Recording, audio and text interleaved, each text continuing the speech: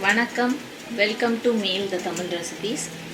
இன்றைக்கி நம்ம பார்க்க போகிறது ரொம்ப சுலபமாக சீக்கிரமாக செய்யக்கூடிய ஒரு பால்கோவா. ஸோ அதுக்கு தேவையான பொருட்கள் என்னென்னு பார்க்கலாம். ஃபஸ்ட்டு இந்த ரிகோட்டா சீஸ் அது வந்து 425 கிராம் இருக்குது. இது வந்து கண்டென்ஸ்டு மில்க் 396 கிராம். ஸோ அப்புறம் கொஞ்சம் குங்குமப்பூ, கொஞ்சமாக உப்பு போட்டுக்கணும். அதுக்கப்புறம் வந்து நெய் 2 டீஸ்பூன் இதில் ஊற்றியிருக்கேன். இப்போ வந்து இந்த ரிகோட்டா சீஸை வந்து இதில் சேர்த்துட்டு நல்லா அது வந்து கொஞ்சம் ஒரு திக்கான பதம் வர வரைக்கும் நல்லா கலந்து விட்டுட்டே இருங்க. இது அப்படியே கொஞ்சம் அப்படியே உருகி அதுக்கப்புறமா கெட்டி ஆகும். ஸோ அது வரைக்கும் நம்ம கொஞ்சம் அப்படியே கலந்து விட்டுட்டே இருக்கணும். ஒரு மீடியம் ஹீட்டில் வச்சு இந்த மாதிரி அடி பிடிக்காம கிண்டிகிட்டே இருங்க. கொஞ்சம் திக்காயிடுச்சு. இப்போ இந்த ஸ்டேஜில் வந்து கொஞ்சமாக குங்குமப்பூ, இது வந்து ஆப்ஷனல் தான், வேணும்னா போட்டுக்கலாம், இல்லைன்னா லாஸ்ட்டாக ஏலக்காய் கூட போட்டுக்கலாம்.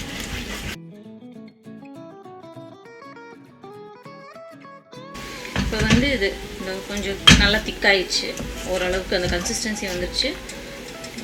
இப்போ வந்து அடுப்பை குறைச்சிட்டு இந்த கண்டென்ஸ் மில்கை இப்படி சேர்த்துக்கலாம்.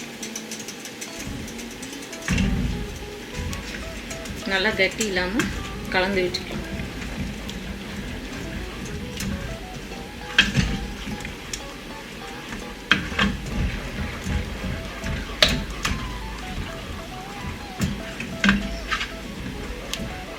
நல்லா கலந்து விட்டுக்கலாம்.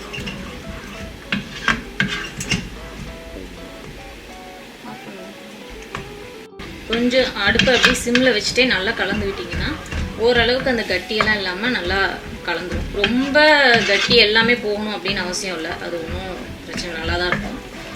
இது வந்து இப்போ அந்த பால்கோவா பதத்துக்கு வர வரைக்கும் நம்ம குக் பண்ணணும்.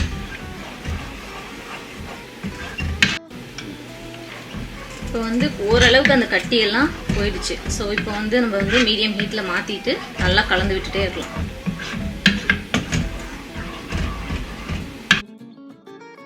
இது வந்து நம்ம சுலபமாக சீக்கிரமாக டக்குன்னு பண்ணிடலாம். ஸோ அதுக்காண்டி இந்த ரிகோட்டா சீஸு கண்டென்ஸ் மில்க் வச்சு செய்கிறது. பட் நார்மலாக பண்ணுற பால்கோவா வந்து பால் நம்ம ஹோல் மில்க் அந்த ஃபுல் பாலை வந்து காய்ச்சிட்டே இருந்தால் அது நல்லா திக்காக வரைக்கும் பண்ணுறது. ஸோ அதுக்கு பதிலாக சரி டக்குன்னு பண்ணணுன்னா, கொஞ்சம் சீக்கிரமாக பண்ணணுன்னா என்ன பண்ணலாம் அப்படின்றது தான் இந்த குயிக்கான பால்கோவா ரெசிபி.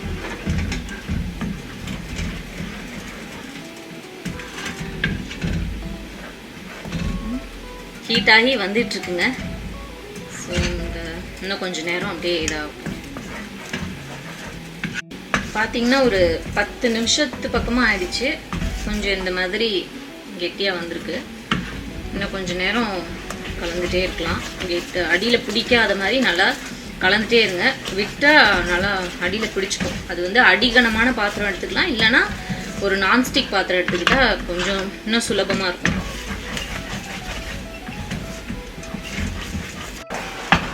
ஓரளவுக்கு அந்த கன்சிஸ்டன்சி ஆல்மோஸ்ட் வரப்போகுது, பார்த்தீங்கன்னா தெரியும். கொஞ்சம் நல்லா கலந்துகிட்டே இருங்க.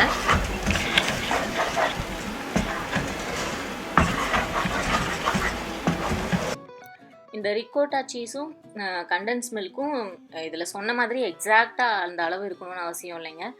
ஆனால் கண்டென்ஸ் மில்கை விட ரிகோட்டா சீஸ் கொஞ்சம் அதிகமாக இருக்க மாதிரி பார்த்துக்கோங்க. ஏற்கனவே சொன்ன மாதிரி சர்க்கரை வந்து தேவையான அளவு சேர்த்துக்கலாம்.